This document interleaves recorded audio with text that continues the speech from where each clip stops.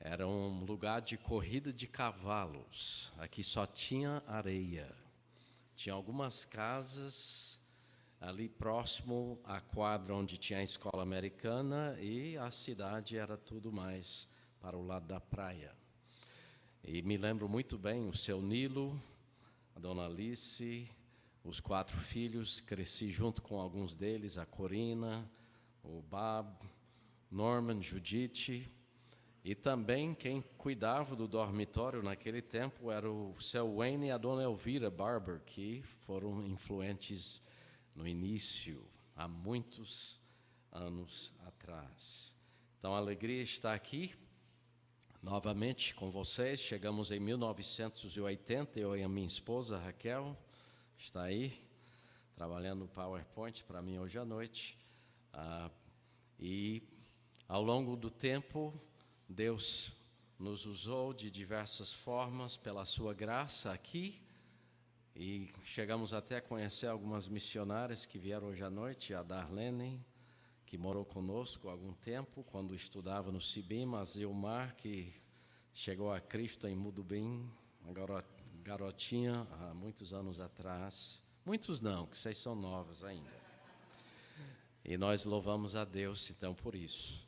Os meus pais chegaram aqui em 1952, a minha mãe primeiro, depois o meu pai, em 1953. A cidade de Fortaleza tinha 300 mil habitantes na época. Eles se conheceram em Messejana, casaram em Sobral. E eu sou natural de Quixeramobim, nascido aqui no Hospital César Caos, mas natural lá de Quixeramobim. Então, alguns dizem que eu não sou brasileiro, outros dizem que eu não sou americano. Se Deus me aceitar, eu estou feliz, cidadão dos céus. Vamos abrir nossas Bíblias hoje à noite para Mateus capítulo 9.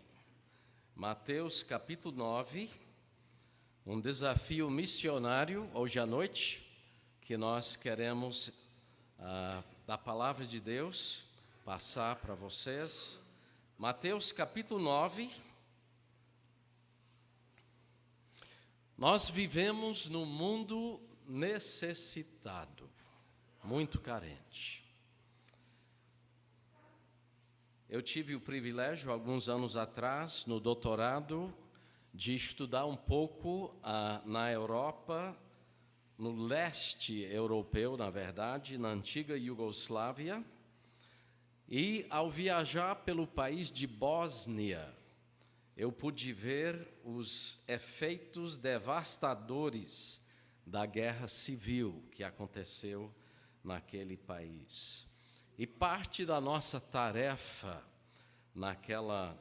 naquele módulo de doutorado, o nosso professor, ele disse, desça para o centro da cidade de Mostar, é uma cidade de uns 200, 300 mil habitantes, e pergunte às pessoas qual esperança tem para o seu país. Então, nós descemos e fomos em vários comércios, falando com pessoas novas, classe média, pessoas de idade.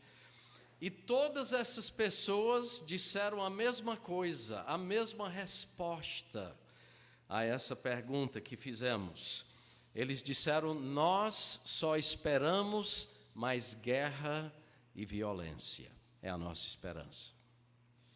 E depois de umas 2 horas perguntando isso, me deu uma vontade de sair no meio do centro, mas eu não conhecia a língua deles, e dizer para eles, existe esperança, existe.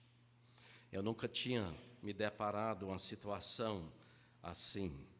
E aquilo me levou a pensar, qual realmente seria a maior necessidade em nosso mundo hoje? Qual é a maior necessidade? Diminuir a violência? Certamente lá eu vi massacre de tantos muçulmanos por pessoas que se diziam cristãs.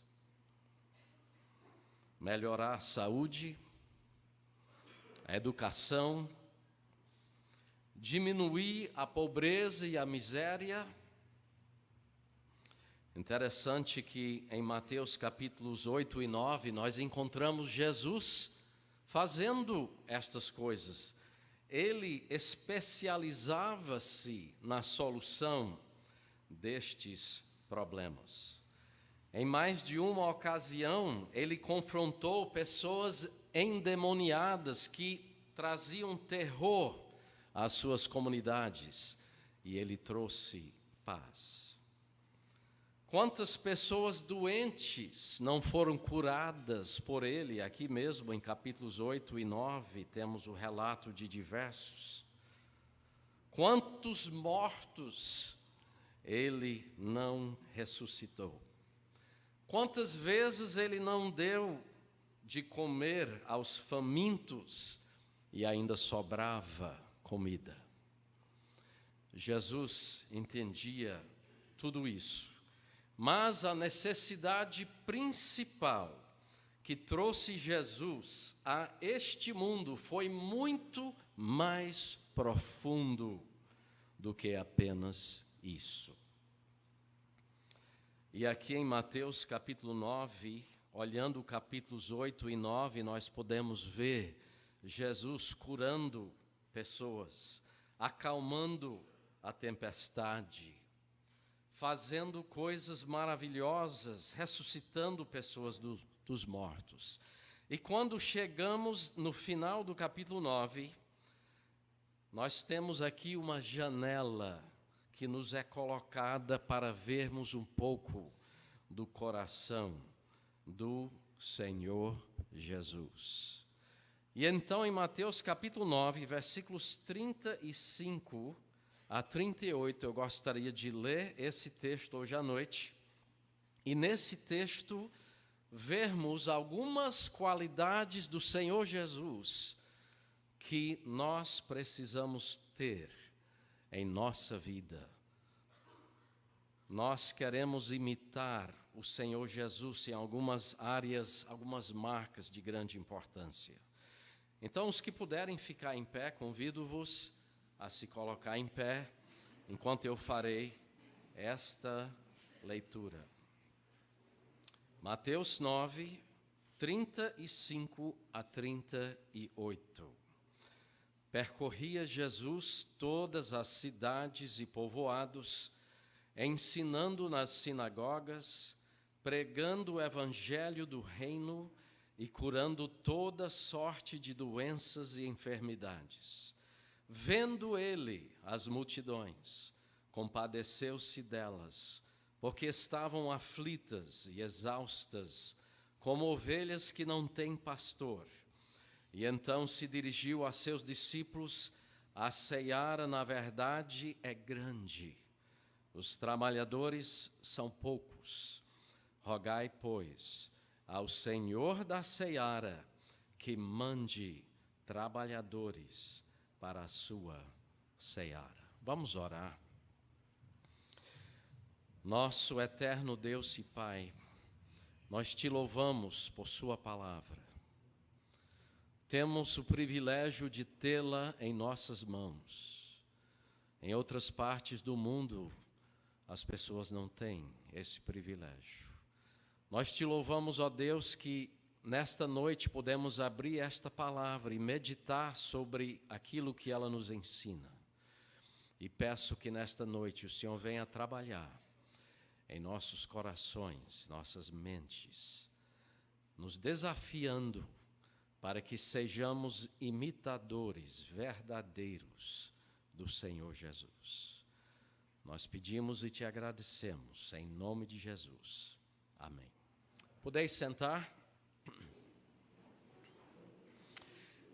Hoje à noite, então, olhando esse texto muito conhecido, gostaria de vermos 3 marcas importantes para a pessoa que há de imitar o Senhor Jesus. A primeira delas nós encontramos aqui no versículo 36. Diz o nosso texto: vendo ele as multidões. Vendo ele as multidões. Nós precisamos ver, ter a visão do Senhor Jesus. Interessante que Jesus tinha uma percepção extraordinária das pessoas. Ele não via apenas o exterior das pessoas, mas ele também via o seu coração. Ele estava ali caminhando, capítulos 8 e 9, havia pregado um sermão, capítulos 5, 6 e 7. E aí ele percorrendo as cidades, como lemos em versículo 35, finalmente ele para, ele vê as multidões. Uma coisa muito interessante que eu encorajaria vocês a fazerem, olhe os evangelhos e estude toda vez que lemos no texto que Jesus viu. Muito interessante tudo que nós vamos ver. Eu escolhi apenas 3 aqui em nosso contexto, mas em muitas ocasiões o texto nos diz: Jesus viu. Vamos olhar pelo menos 3 destes casos. Primeiramente, em capítulo 9 e versículo 9. Partindo Jesus dali, viu um homem chamado Mateus, sentado na coletoria, e disse-lhe: segue-me. E ele se levantou e o seguiu. Interessante, imagino eu, que Jesus andando com seus discípulos, chegando ali, vendo esse homem que era considerado um traidor. Creio eu que talvez alguns dos discípulos, talvez se eu fosse um deles, teria pensado: vamos, Jesus, vamos, esse homem aqui não serve para nada. Esse é um traidor. Era um homem desprezado, mas Jesus viu o quê? Um discípulo, um seguidor, que mais na frente teria o privilégio de escrever um dos evangelhos. E o próprio Mateus narra esse acontecimento. Então Jesus viu este homem. Ele viu neste caso potencial. Ele sabia o que essa pessoa poderia ser. E ao longo dos anos de ministério, já quase 40 anos, eu me lembro de ver pessoas lá em Pajuçara, onde trabalhei como pastor missionário há alguns anos, uns garotinhos pequenos, e eu pensava: esse só dá trabalho. E alguns desses estão servindo ao Senhor no campo missionário. Interessante, né? Como Deus age. Jesus viu isso. Outro exemplo, voltando mais um pouquinho, Mateus capítulo 8, versículo 14. Tendo Jesus chegado à casa de Pedro, viu a sogra deste acamada e ardendo em febre. Jesus tomou-a pela mão e a febre a deixou. E ela se levantou e passou a servi-lo, né? Fosse hoje uma pessoa tão importante quanto Jesus: oh, Jesus, não toque nessa mulher, ela tem febre, não faça isso, o senhor é muito importante, não pode adoecer. Interessante, né? Ou às vezes, talvez nós pensamos: oh, sogra para incomodar, né? Sogra para... Mas eu dou graças a Deus pela minha pessoa maravilhosa, né? Não é... E a minha esposa agora é sogra de 3, né? Nossa, então. Mas quem sabe o que essas pessoas pensaram? Mas Jesus viu uma pessoa que precisava de saúde, de cuidado. E então Jesus fez isso, tocou-a. E você vai ver tantas vezes no Evangelho Jesus tocando as pessoas. E assim vemos que Jesus viu a necessidade das pessoas. tantas vezes nos evangelhos. Um terceiro e último exemplo, em capítulo 9, versos 20 e 21. Nós lemos: eis que uma mulher que durante 12 anos vinha padecendo de uma hemorragia, veio por trás dele e lhe tocou na orla da veste, porque dizia consigo mesma: se eu apenas lhe tocar a veste, ficarei curada. E Jesus, voltando-se e vendo-a, disse: tem bom ânimo, filha, a tua fé te salvou. E desde aquele instante a mulher ficou sã. Jesus viu a fé das pessoas.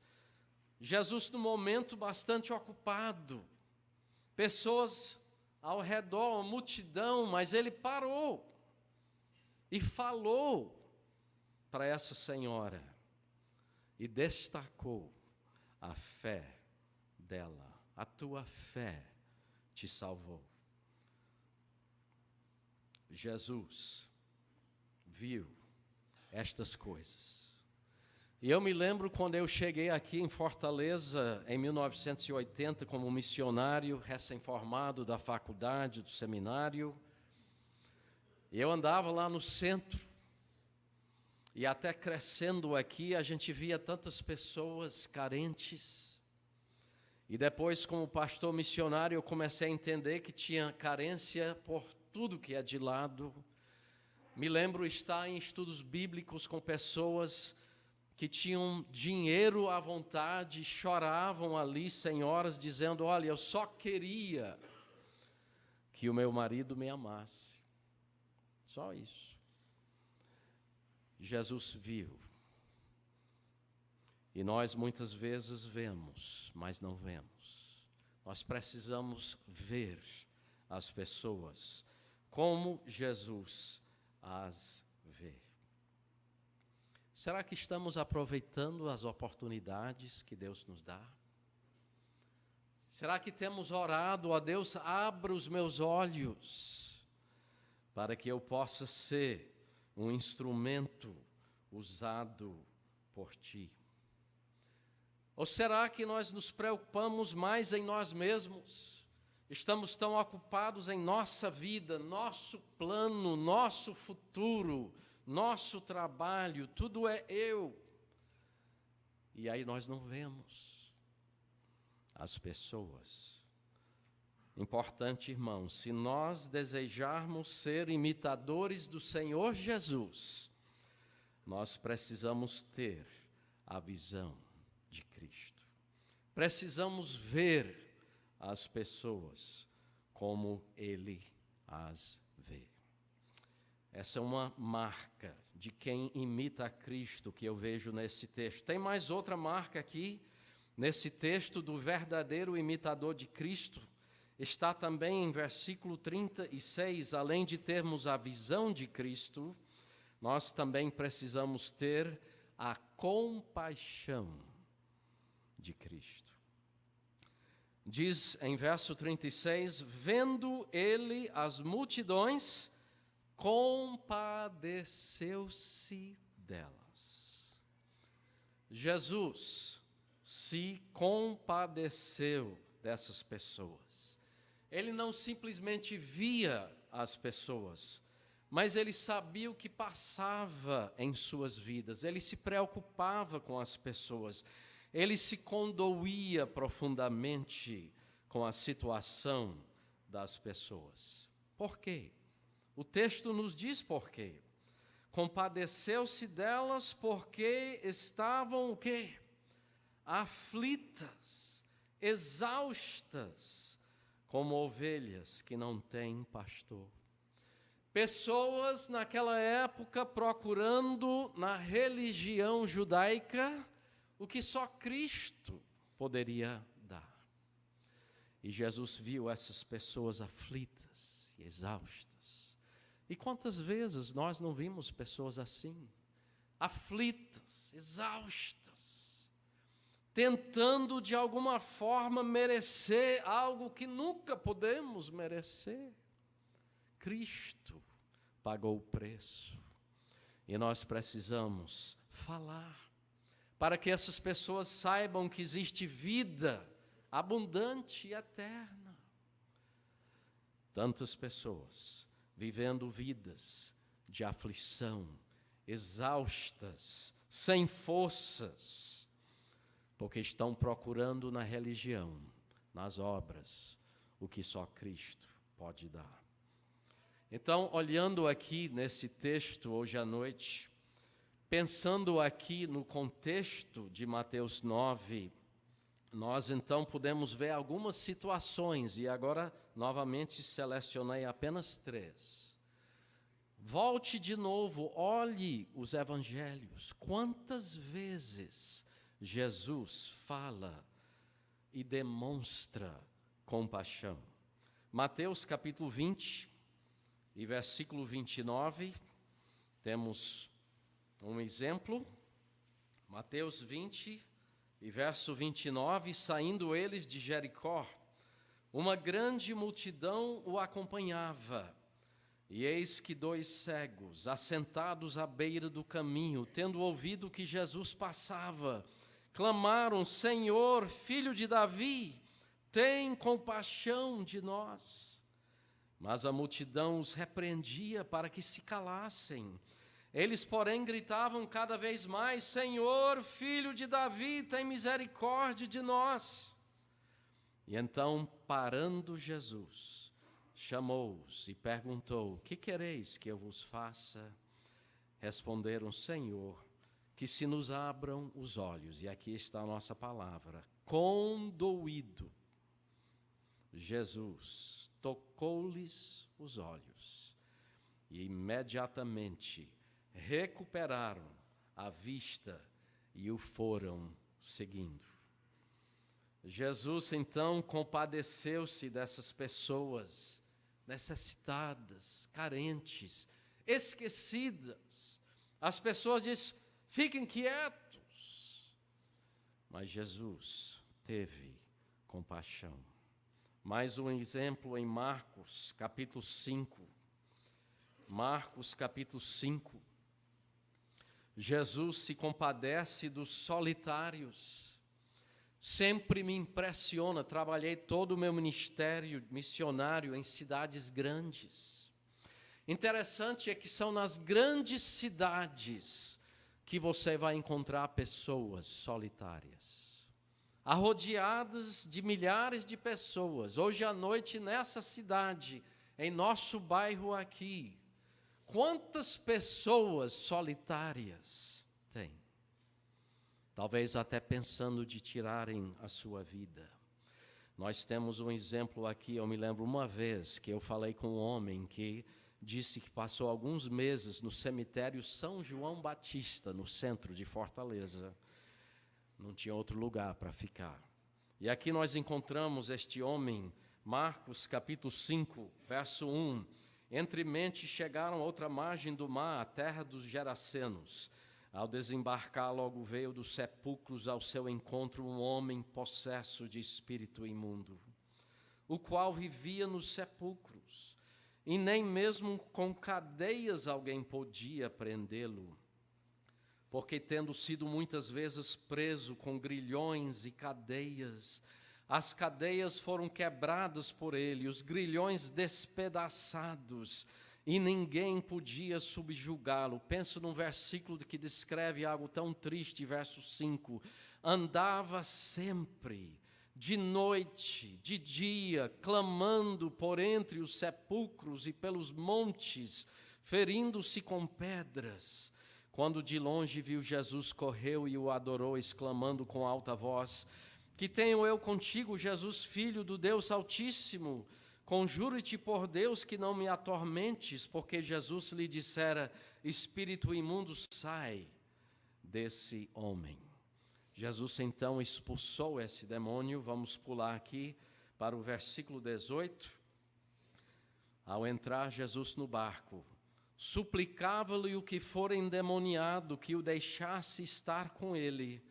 Jesus, porém, não lhe o permitiu, mas ordenou-lhe: vai para a tua casa, para os teus, anuncia-lhes tudo o que o Senhor te fez e como teve compaixão de ti. Interessante. Jesus se compadeceu. Ele se importa com pessoas solitárias, esquecidas. E mais um exemplo, Lucas capítulo 7, pessoas aflitas. Em Lucas capítulo 7, nós encontramos uma senhora em grande aflição, versículos 11 em diante. Em dia subsequente, Lucas 7:11, dirigia-se Jesus a uma cidade chamada Naim, e iam com ele os seus discípulos e numerosa multidão. Como se aproximasse da porta da cidade, eis que saiu o enterro do filho único de uma viúva, e grande multidão da cidade ia com ele. Vendo-a, Jesus viu, o Senhor se compadeceu dela. Ele disse, não chores. Chegando-se, tocou, novamente o toque, tocou o esquife, e parando os que o conduziam, disse, jovem, eu te mando, levanta-te. Sentou-se o que estivera morto e passou a falar. E Jesus o restituiu à sua mãe.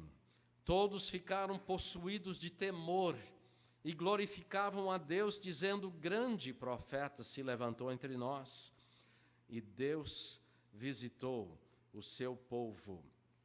E esta notícia a respeito dele divulgou-se por toda a Judeia e por toda a circunvizinhança.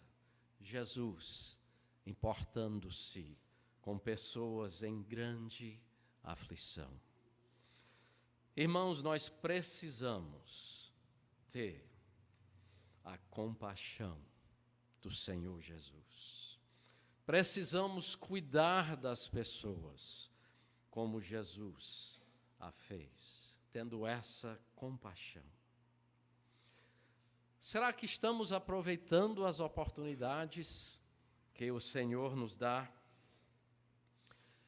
Se desejamos ser verdadeiros imitadores do Senhor Jesus, nós precisamos ter a visão dele e demonstrar a sua compaixão. Precisamos nos importar com pessoas, nos compadecer delas, como Jesus fez. E eu confesso, morando aqui e vendo tanta pobreza, trabalhando em alguns bairros e favelas aqui, naquela época tínhamos 122 favelas aqui, trabalhando com pessoas drogadas e tudo. Às vezes eu tinha que dizer, ó Deus, não deixe que eu veja essas coisas, isso não mexa comigo. Porque às vezes a gente vê e não faz nada. Jesus viu, Jesus compadeceu-se dessas pessoas. E a última coisa, a última marca daquele seguidor, imitador verdadeiro de Cristo, que quero mencionar em nosso texto hoje, além de termos a visão de Cristo, além de demonstrarmos a compaixão de Cristo, nós precisamos abraçar o desafio que Ele tem para cada um de nós. Jesus deixou aqui em versos 37 e 38 um duplo desafio para os seus discípulos. Um duplo desafio. Vejamos aqui, o primeiro desafio está em verso 38. Jesus nos desafia a orarmos. Ele diz aos seus discípulos, rogai, dobre o joelho, insista em oração. Ore, persevere. Orar pelo quê? Pelo que eu oro e persevero? Ó Deus, me dê um novo emprego, me dê aquela casa dos sonhos, aquele carro dos sonhos, né? Interessante que Jesus aqui deixa claro, rogai, é uma palavra muito forte, Rogai para o quê? Para o Senhor da seara, para que mande trabalhadores para a sua seara. Devemos então orar com fervor, com insistência. E aqui no texto ele nos diz por quê. Primeiramente, versículo 37, porque a seara é grande. Nós temos mais do que 7 bilhões de pessoas vivendo hoje em nosso mundo.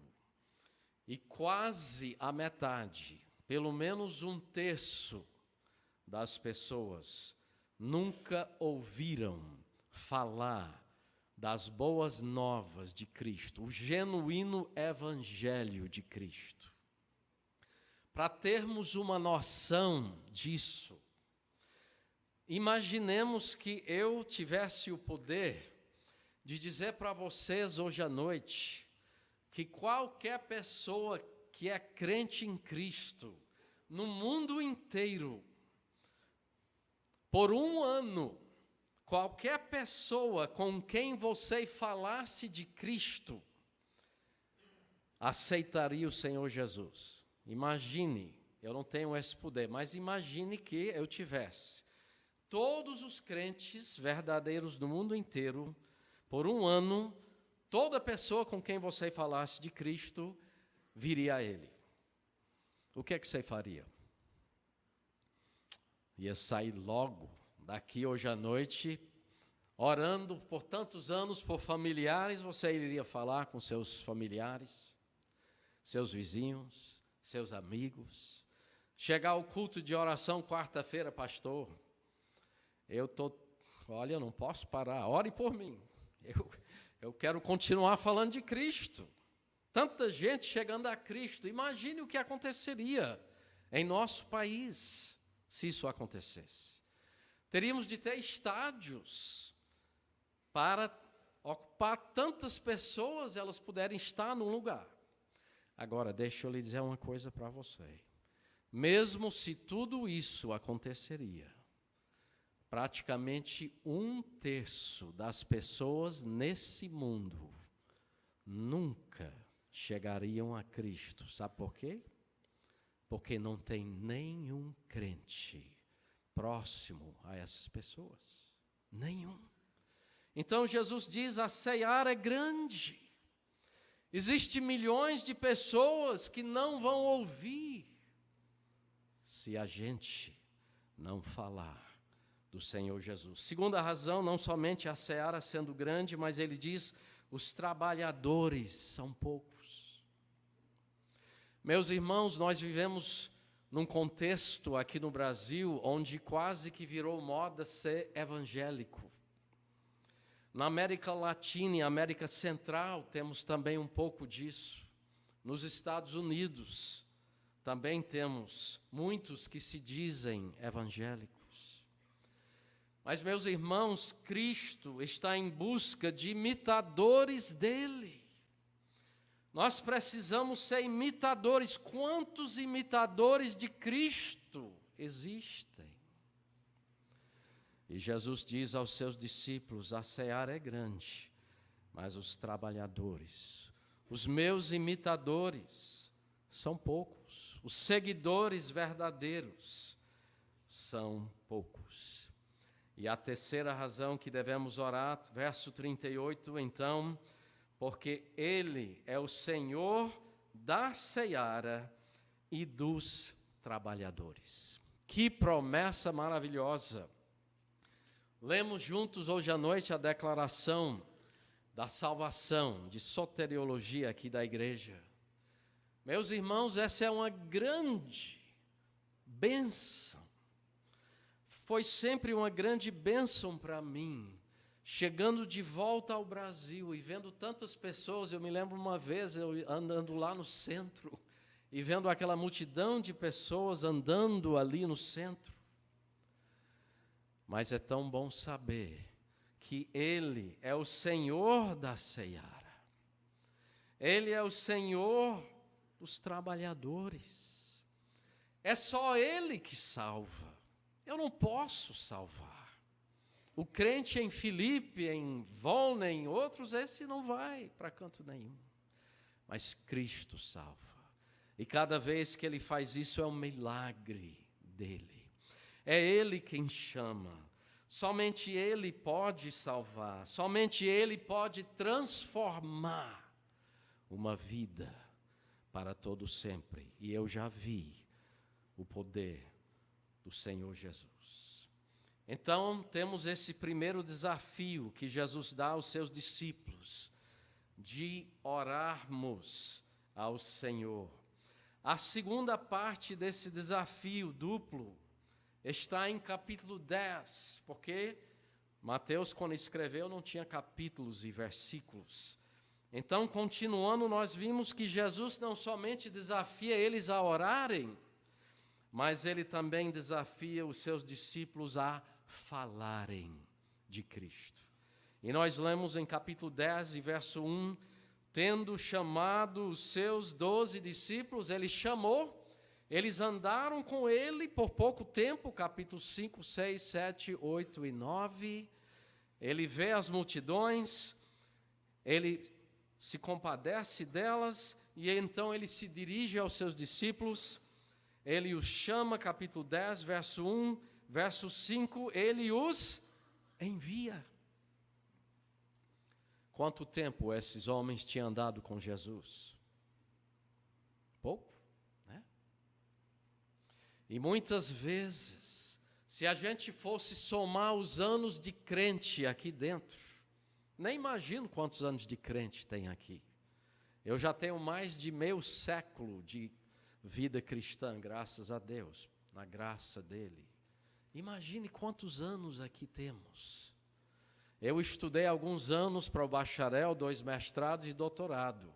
Talvez ao todo, deixa eu ver, uns 14 anos. Então, quem aqui tem mais de 14 anos de crente, já tem doutorado na vida cristã. Jesus chama esses homens e Ele envia. No final dos evangelhos, nós temos a mensagem final que Ele dá aos seus seguidores. De o quê? Pregar o evangelho, final de Marcos. De fazer discípulos, final de Mateus. Nós temos esse privilégio de dizer para as pessoas que existe vida abundante e eterna para a pessoa que crê em Cristo. Que coisa incrível. Eu pensava, quando era mais jovem, o meu sonho era ter o meu PhD em História e ensinar História. E ainda gosto muito de História, já ensinei em algumas faculdades, mas Deus disse, Filipe, eu tenho uma história muito mais importante para você. E aos 20 anos Ele me direcionou para contar essa história da vida eterna, o Senhor Jesus Cristo. Imagine que aqui em Fortaleza tivesse um médico que descobrisse como estender a vida do ser humano por 50 anos. Digamos que ele tivesse achado como fazer isso. 50 anos a mais de vida, vida com qualidade. E digamos que ele cobrasse R$1 milhão para fazer essa cirurgia aqui em Fortaleza. Você acha que a clínica dele estaria vazia ou cheia? Eu creio que viriam pessoas do mundo inteiro. Pessoas que iam fazer tudo para alcançar R$1 milhão. Existem pessoas nos Estados Unidos e na Europa que congelaram seus corpos.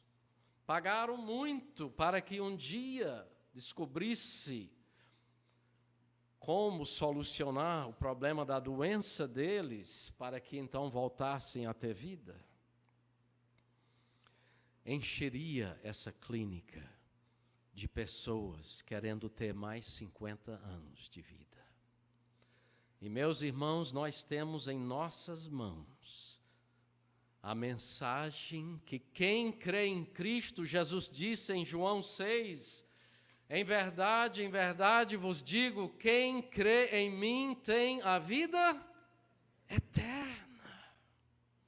Nós temos uma mensagem preciosa, vida abundante e eterna para quem crê em Jesus. Jesus deu um desafio. Os seus discípulos abraçaram esse desafio. E ele tem um desafio para cada um de nós. Vou passar aqui rapidinho. Nós estávamos aqui em Fortaleza, feliz da vida. Nunca pensamos em sair daqui. Essa era a minha terra. A minha esposa conheci nos Estados Unidos. E então fizemos uma viagem em 1999 para conhecer o Brasil inteiro, sendo que eu sou formado em História e Geografia. Já tinha andado por muitas partes do mundo e resolvi, antes dos meus 3 filhos irem aos Estados Unidos, vamos conhecer o Brasil. E aí fizemos essa viagem, e aí depois, nas pesquisas do doutorado, eu comecei a ver as regiões mais carentes do nosso país. E eu me surpreendi, coisas que eu não sabia. Olhando IBGE, parecia que o sul do Brasil era a parte que tinha mais evangélicos. Mas quando cheguei lá e fui ver que grande parte desses eram luteranos, mas eram pessoas que não entendiam, em grande parte, pelo menos não entendiam assim, eles mesmos me falaram, que a salvação era fé pessoal em Cristo.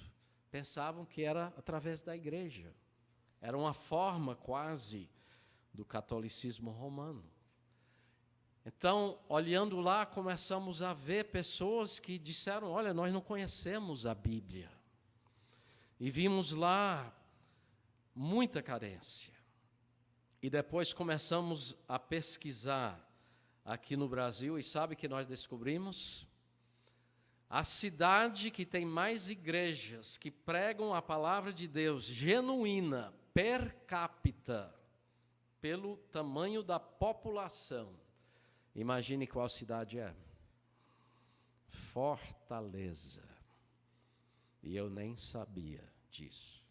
Tem mais igrejas em São Paulo, mas tem 7 vezes mais a população e não tem 7 vezes mais igrejas realmente que pregam a palavra, pelo que pelo menos nós podíamos ver.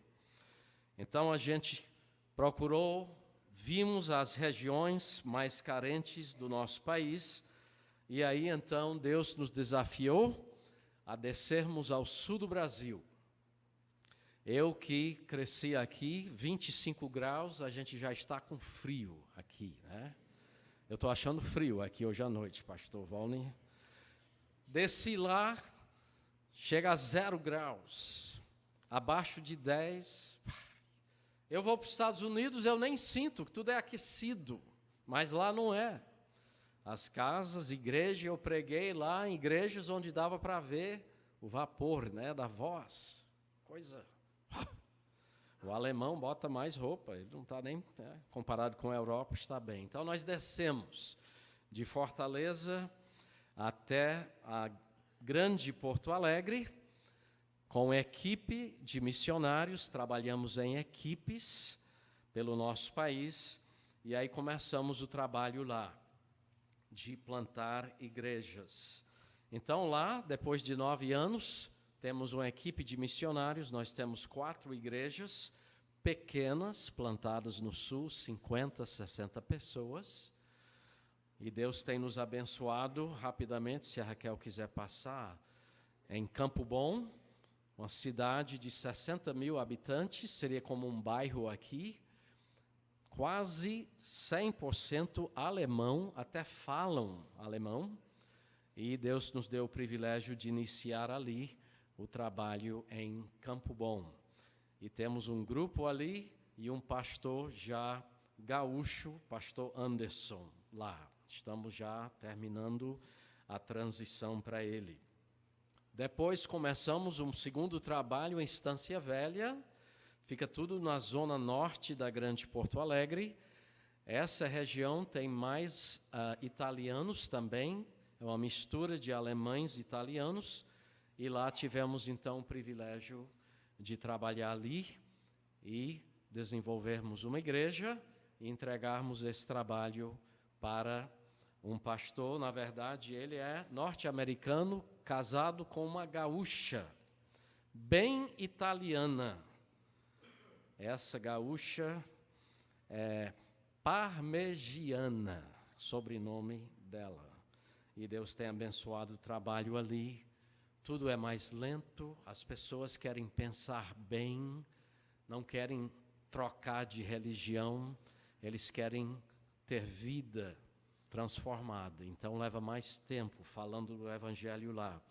Passo Fundo também foi começado em 2013 e lá temos um pequeno grupo de irmãos, talvez 35, 40 pessoas, com um pastor. Lá é totalmente italiana a cidade e o pastor Fernando também é italiano, trabalhando ali, de descendência italiana. Ele é lá de Passo Fundo. Depois começamos em Florianópolis, na grande Florianópolis, um trabalho lá, talvez a capital mais carente do evangelho genuíno aqui no Brasil. E Deus tem nos abençoado com uma igreja na cidade de São José, que fica na grande Florianópolis. E aí Deus começou a levantar pessoas que disseram: olha, Deus está nos chamando para nos preparar para ser pastor, esposo de pastor, missionário. E assim iniciamos o Seminário Bíblico do Sul, no ano passado, curso de 4 anos de formação pastoral ou missionário e um de 2 anos de liderança. E também um acampamento. Temos um local, Sítio da Esperança, onde nós pudemos, então, juntar igrejas. Somos agora em 9 igrejas. A missão ABWE, que é uma missão batista regular, trabalha conosco lá.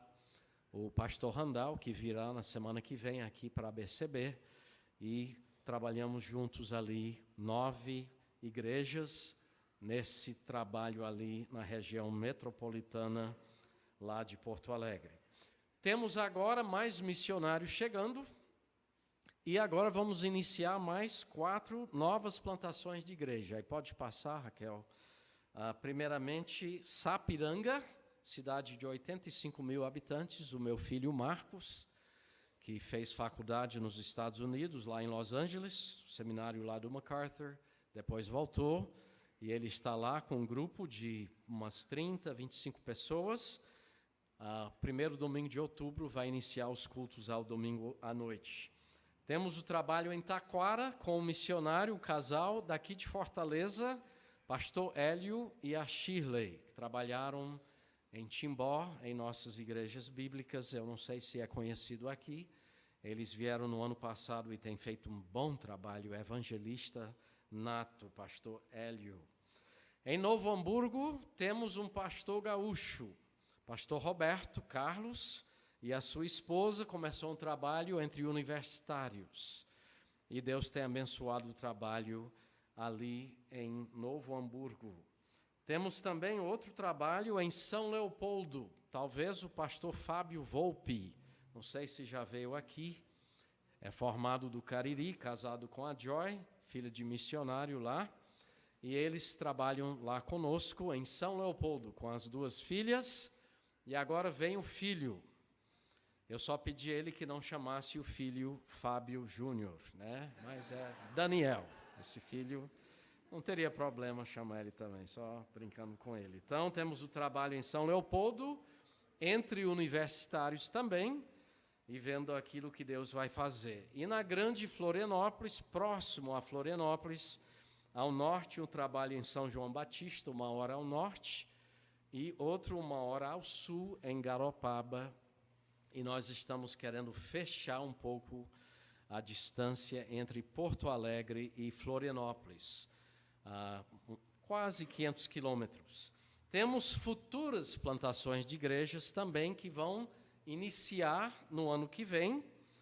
E esses trabalhos em 2 irmãos, tem um missionário que talvez vocês conheçam, que é o Diego Lacerda e a Vanessa, que vieram, eu acho que da Manaim, não me lembro bem, a Igreja Batista Regular, e eles vão descer, trabalhar numa cidade bem alemã.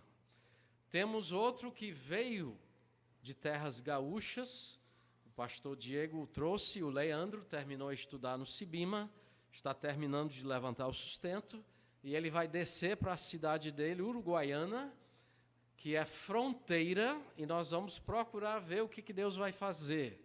Argentina, Uruguai, Paraguai, talvez algum tipo de ministério que vá além do Brasil, entrando nesses países. E também, entre Porto Alegre e Florianópolis, tem uma cidade chamada Tubarão, um centro universitário, onde temos um casal que vem lá dos Estados Unidos, estão chegando em janeiro, que vão aprender a língua e trabalhar ali.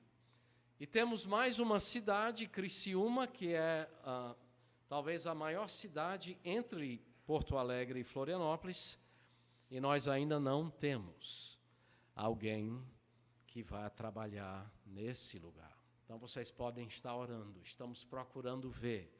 Existem pessoas de São Paulo, aqui do Nordeste e do exterior, interessadas em fechar esse caminho entre Porto Alegre e Florianópolis. E graças a Deus, Deus tem nos abençoado, essas poucas igrejas e novas plantações. Nós temos desafiados os alemães e italianos para olhar qual continente? Europa.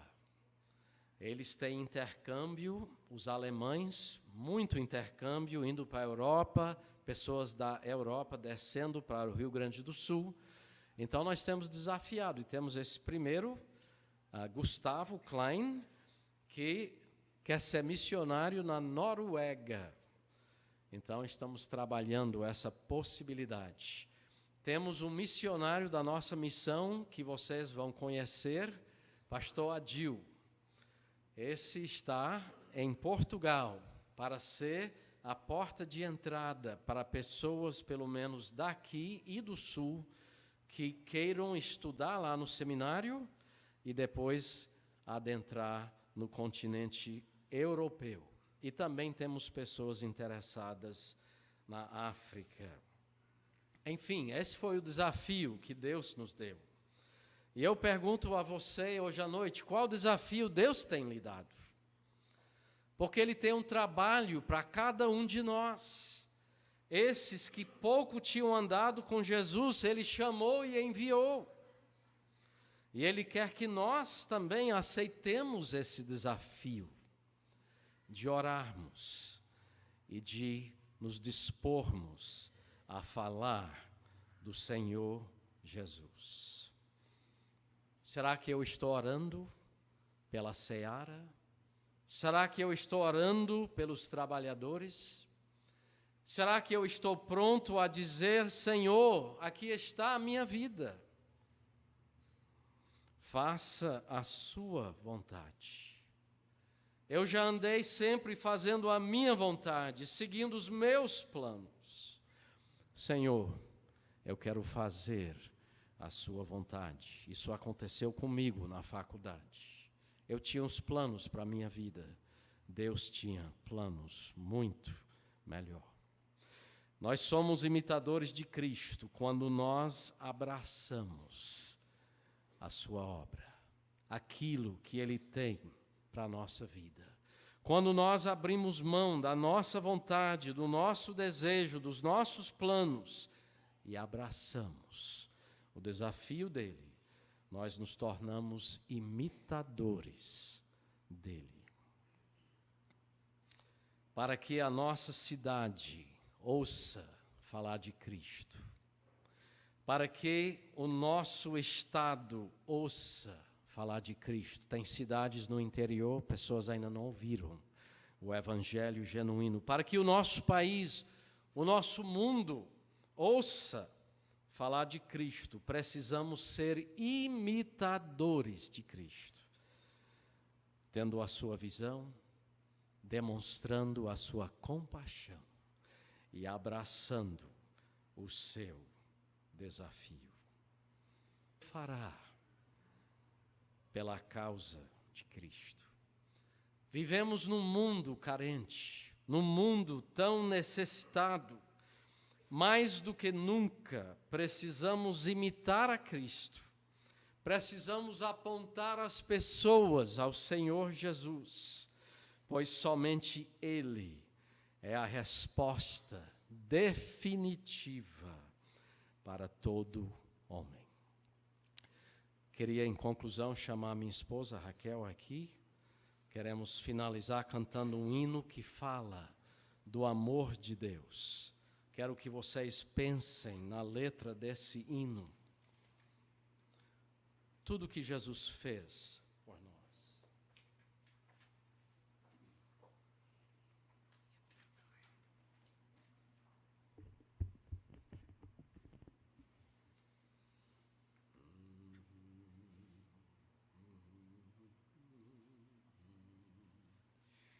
É tão imenso o amor de Deus que a nada vale comparar. Alcança o extremo lá nos céus, profundo mais que o vasto mar.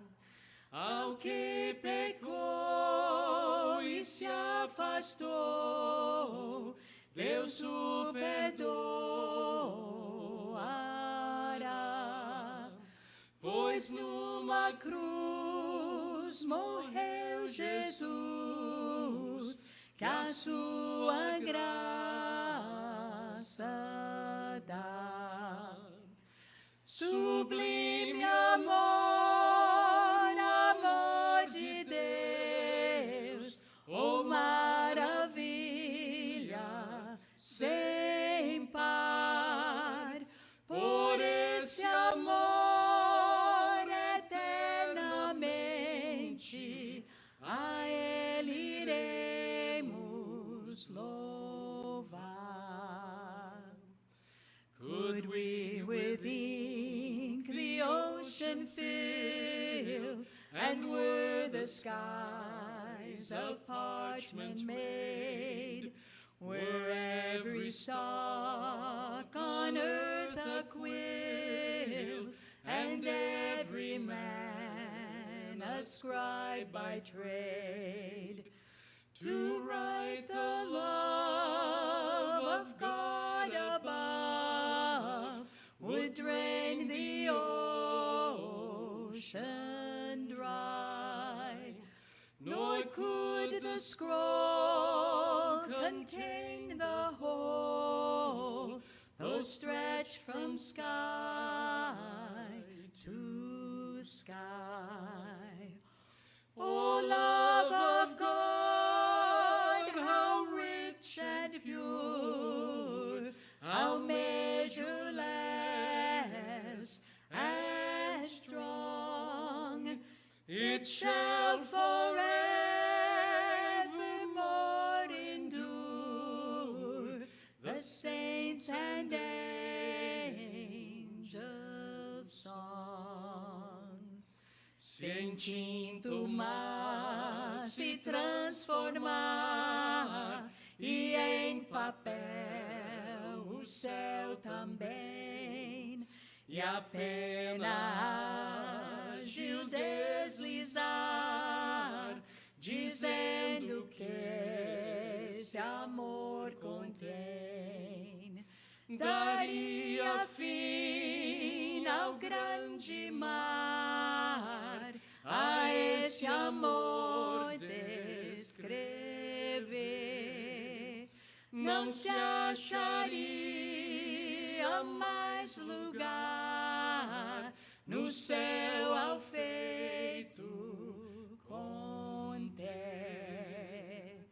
Sublime amor, amor de Deus, oh maravilha sem par.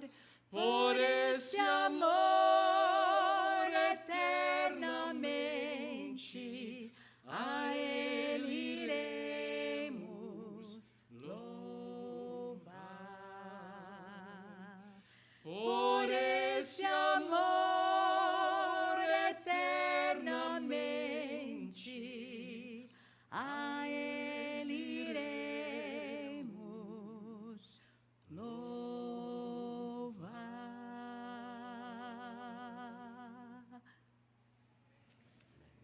terminar com a palavra de oração, passo para o pastor. Vamos orar.